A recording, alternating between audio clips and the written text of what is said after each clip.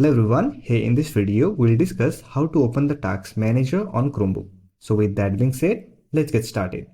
On Chromebook, there are various ways to open Task Manager. However, here in this video, I'll show you three most common methods to open Task Manager. So first one is using the keyboard shortcut.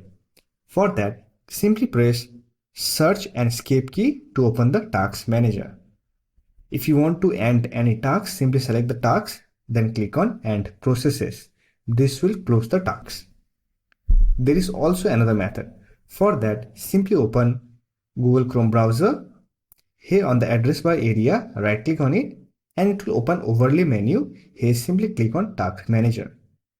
And this will also open the Task Manager on your Chromebook. You can also open it using the settings. For that, click on this three dot icon. Here click on More Tools and here you will find Task Manager option. Simply click on it. So that's it. These are the methods you can use to open Task Manager on Chromebook.